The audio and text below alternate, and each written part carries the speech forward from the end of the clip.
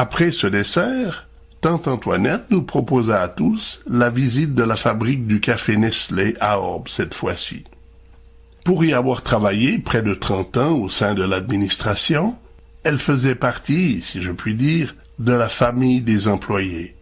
Certes, en temps normal, il n'aurait pas été possible de faire une telle visite privée, cela sans réservation. Mais ce jour-là, nous avions la chance d'avoir une relation de circonstance. Avant qu'elle ne prenne sa retraite et qu'elle ne quitte l'usine, tante Antoinette avait déjà, à plusieurs reprises, fait office de guide pour les groupes de visiteurs. De ce fait, ce fut elle qui nous expliqua dans les moindres détails toute la métamorphose du café, de son arrivée à l'usine jusqu'à sa sortie en bocaux. Pour papa, cette visite aussi représentait bien des souvenirs, car durant des années, alors que sa sœur travaillait au bureau, lui et quelques collègues monteurs de la maison d'équerre entretenaient et réparaient la tuyauterie comme ils l'avaient fait jadis à l'usine de Braux. Je ne pourrais dire si c'est parce que nous avions vu un endroit très restreint de la fabrique de chocolat, mais j'avais l'impression que l'usine de café, elle, était beaucoup plus vaste que celle de Braux. Des trains entiers pouvaient pénétrer à l'intérieur du hangar où étaient entreposés les grains de café encore verts. Par la suite, ils allaient être torréfiés jusqu'à en obtenir des grains brun foncé et possibles à broyer pour en faire de la poudre. Dans un autre endroit, le café était soumis à une déshydratation par le gel. Par moins de 180 degrés Celsius, la pâte de café allait perdre toute son eau. Il ne restait ensuite qu'à fragmenter cette croûte déshydratée pour en tirer du café instantané, prêt à la consommation. À la base d'une machine se trouvait un tube de verre, à travers lequel on pouvait voir un liquide transparent. Comme ce tube semblait vraiment très petit pour une aussi grosse machine, je demandai à tante Antoinette de quoi il s'agissait. « Ça, c'est de la caféine. Si tu en mets une seule goutte sur ta langue, t'es mort. Mais pour obtenir la caféine que tu vois là, il faut des tonnes de café, des wagons entiers. » C'était surprenant de constater que ce poison naturel, que l'on appelle caféine, était transparent comme l'eau. En effet, plus un café est noir, et plus il est fort en général. Une preuve supplémentaire que dans l'existence, l'on ne peut pas croire uniquement à ce que l'on voit. Après avoir suivi tout le cheminement du café, nous nous trouvions dans le hangar de chargement. Des montagnes de contenants étaient entassés. Sur chacun d'eux étaient inscrits des destinations. Italie, Maroc, Portugal, Tunisie, Espagne, etc. Cette usine fournit en café les pays d'Europe et d'Afrique. Pour les États-Unis d'Amérique, la maison Nestlé a créé une autre usine telle que celle-ci. C'est avant tout la qualité de ses produits qui a fait de cette multinationale l'une des plus connues au monde. Au moment de quitter l'usine, la direction offrit à chacun de nous une boîte de poudre de chocolat Nesquik, un autre produit de leur fabrication mondialement connu. L'après-midi tirait à sa fin, et nous allions songer à prendre la route du retour. Pourtant, la journée n'était pas terminée, et oncle Pierre nous avait réservé une surprise à sa façon. En effet, il invitait non seulement les sœurs Guertin et leurs conjoints, mais également mes parents, oncle Freddy et tante Lucette, le cousin Michel, sa compagne et son fils, à venir manger la raclette dans le parc entourant leur maison. C'est la raclette à l'oncle Pierre ce soir. Ben, c'est rien, mais ce qui me fait plaisir, c'est qu'on est toute une équipe, puis des bons Canadiens avec nous autres, tu vois. On a l'accent vaudois, puis les autres ont l'accent canadien. Donc, on aurait des problèmes, que ça nous étonnerait pas pour se faire comprendre. C'est vrai, Antoinette, Oui. on va te remercier pour la l'organisation, puis pour l'organisation de la Puis Michel, ouais. quand est-ce que tu viens te lancer dans les affaires au Canada? Oh. Ouais, non, parce que... Je viendrai pour l'état des lieux. Les Burdets, je pense qu'on a quelque chose à faire là-bas. Ouais, c'est vrai. Ah bon? Ah oui. On va racheter une huile alors, d'entrée. Ah ouais. Puis tu me prends pour les... Toi, tu contrôleras les radiateurs. On les met sous pression. Il va sans dire qu'avec la raclette, les Québécois allaient avoir mangé les 3 plats au fromage les plus populaires de Suisse. La fondue, les croûtes au fromage et la raclette. J'ajouterai en passant que cette journée, au niveau des calories, venait de pulvériser tous les records. 1. Dégustation à la fabrique de chocolat. 2. Dégustation du gruyère au sortir de la fromagerie. 3. Régal avec la crème de gruyère. Et 4. Souper suisse avec la raclette. Une journée bien remplie à tous les sens du terme.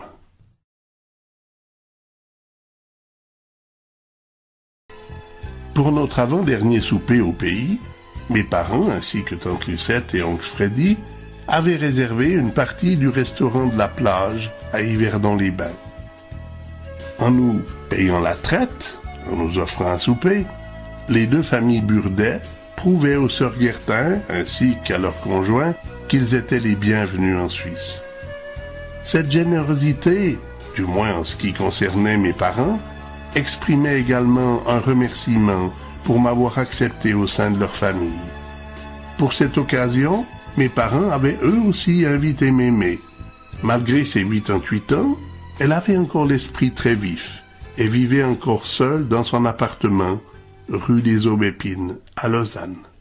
À l'escalier C, bloc 21, j'habite un très chouette appartement que mon père, si tout marche bien, aura payé en moins de 20 ans. On a le confort au maximum, un ascenseur et une salle de bain. On a la télé, le téléphone et la vue sur Paris au lointain. Le dimanche, ma mère fait du rangement, pendant que mon père à la télé regarde les sports religieusement. Et moi j'en profite pour m'en aller. Je m'en vais dimanche à Orly, sur l'aéroport. On voit s'envoler des avions pour tous les pays, tout l'après-midi. Il y a de quoi rêver. Je me sens des fourmis dans les idées. Quand je rentre chez moi, la nuit tombée. À 7h moins 5 tous les matins, Nicole et moi, on prend le métro. Comme on dort encore, on ne se dit rien. Et chacun s'en va vers ses travaux. Quand le soir je retrouve mon lit, j'entends les Boeing chanter là-haut. Je les aime, mes oiseaux de nuit, et j'irai les retrouver bientôt. Oui, j'irai dimanche à Orly, sur l'aéroport. On voit s'envoler des avions pour tous les pays, pour toute une vie. Il y a de quoi rêver. Un jour, de là-haut, le bloc 21 ne sera plus qu'un tout petit point.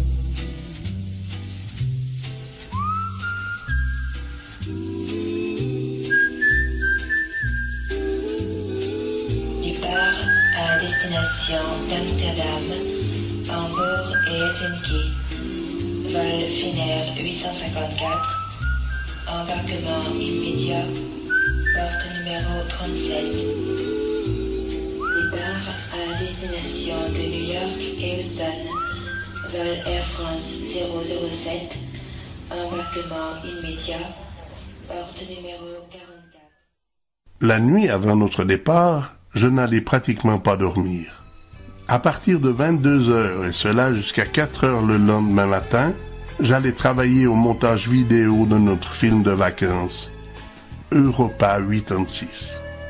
N'ayant aucun autre VHS de système PAL au Canada, je devais profiter de me servir de celui de mes parents. Bien entendu, j'avais préparé toutes mes musiques d'accompagnement avant même d'avoir quitté le Canada. Et pour ce qui était de mes commentaires, je les avais aussi préalablement mis à jour durant les vacances. Mais, pour un perfectionniste, même très bien préparé, réussir à monter la bande sonore d'un film de 4 heures en seulement 6 heures, c'était un record. Après n'avoir dormi que 4 heures, il était temps de me lever. Était-ce par satisfaction d'un travail bien accompli, ou mon corps n'avait-il pas encore réalisé qu'il avait si peu dormi? Je ne ressentais vraiment pas de fatigue, mis à part la sensibilité de mes yeux. Francine, elle, s'était endormie 1 heure à peine après que j'ai eu commencé mon montage. Ni ma musique, ni mes commentaires ne l'avaient empêché de tomber dans les bras de Morphée. Nous avions prévu quitter la Suisse dans la matinée afin d'arriver à Paris en milieu d'après-midi et ainsi pouvoir prendre quelques photos du centre de la capitale. Dès que nous eûmes terminé de déjeuner, nous prîmes la route d'Orzan pour y rejoindre les Viau et Carpentier. Pour nous accompagner à la gare de Lausanne, seuls mes parents furent du voyage. Après avoir déchargé nos bagages à la gare, je me rendais seul, escorté de papa avec sa voiture, pour restituer notre véhicule de location à la place du tunnel. Dans le milieu de l'après-midi, notre TGV arrivait à Paris, en gare de Lyon. Après avoir gagné en taxi l'hôtel que nous avions préalablement réservé grâce à notre agence de voyage, nous partîmes à pied découvrir le cœur même de Paris. En à peine quelques heures, et cela grâce au métro, nous étions montés sur la Tour Eiffel, avions visité le musée Grévin, le quartier Montmartre et l'église Sacré-Cœur. Comme nous avions en notre possession que peu d'argent français, nous soupâmes dans un petit comptoir flottant sur les bords de la Seine, où l'on servait des hamburgers. Après le coucher du soleil, nous embarquâmes à bord d'un bateau-mouche pour une visite guidée le long de la Seine. Pour résumer cette visite éclair de la ville lumière, je dirais que passer 3 ou 4 jours à Paris doit être passionnant et que l'on ne doit pas s'ennuyer une seconde. Mais pour ceux qui, comme moi, préfèrent le voyage proprement dit, 2 jours entiers dans cette métropole me suffiraient amplement. Dernier jour, dernier départ. Aéroport d'Orly. Dernier voyage aussi avec la compagnie Québécois, qui devait être rachetée peu de temps après par Air Transat. Si j'avais voulu par la suite ajouter une dernière chanson sur la bande sonore de mon film Europa 86, de toute évidence, j'aurais choisi la chanson où Robert Charlebois chante « Alors je suis reparti sur Québec Air, Transworld, Northern, Eastern, Western, puis Pan American, mais je sais plus où je suis rendu. J'ai été au sud du sud, au soleil, le blanc, rouge, les palmiers et les cocotiers glacés dans les pôles, aux esquimaux bronzés qui tricotent des ceintures fléchées farcies. Et toujours la Sophie qui venait de partir. Sur Québec Air, Transworld, Northern, Eastern, Western, puis Pan American, mais je sais plus où je suis rendu.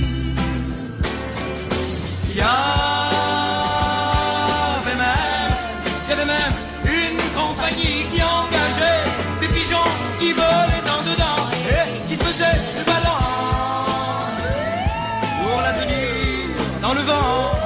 C'était absolument, absolument, absolument très salissant. Alors je suis reparti sur le Québec Air, Transworld, Northern, Eastern, Western, puis Pan American. Je sais plus, où je suis rendu. Ma Sophie à moi, a pris une compagnie qui volait sur des tapis de Turquie. C'est plus parti. Et moi, à propos, et moi, je suis rendu à dos de chameau. Je préfère mon Québec Air, Transworld, Northern, Eastern, Western, puis Pan American. Je ne sais plus où je suis rendu. Je crois pouvoir dire sans me tromper que ces vacances pour nous étaient réussies à souhait. La preuve, tous exprimèrent le désir de répéter cette expérience une autre année. Avec cependant quelques petites variantes. Bernard et Louise voulaient partager leurs vacances entre la Suisse et l'Espagne, alors qu'Hélène et Robert se seraient eux contentés de la Suisse. Car pour ces derniers, il y avait tant à découvrir en Suisse que même 3 semaines n'auraient pas suffi. Pour ma part, si je ne leur avais pas montré tous ces endroits dont je leur avais parlé si souvent, il était presque garanti que tôt ou tard, ils auraient fini par me dire « Pourquoi tu nous as pas fait voir tous ces endroits ?» Eh bien maintenant, c'était chose faite. Avec notre minibus, nous avions parcouru 4000 kilomètres et passé 22 postes frontières à partir de l'aéroport de Mirabel. Cette deuxième expérience, qui tout comme la première fut également un succès, suscitait en moi un désir bien précis. Proposer mes services à une agence de voyage en tant que guide. Mes attentes étaient modestes. J'avais simplement espoir que mes services, ainsi que ceux de Francine, comme traductrice pour les anglophones, couvrent le prix de nos voyages. Afin de passer du temps en compagnie de mes parents, chaque année, je gagnerais la Suisse 1 semaine avant le départ des voyageurs. Cela me permettrait de prendre toutes les dispositions nécessaires pour les accueillir à leur descente d'avion. Alors que Francine, elle, les aurait dirigés durant le voyage de Mirabel à Paris. De retour au Québec, j'allais contacter plusieurs agences de voyage à ce sujet. Certes, leurs réponses ne furent pas négatives et ils voyaient là effectivement une option à développer. Mais devant les démarches à entreprendre pour sa réalisation, mon projet devait rester au fond du tiroir de leur bureau.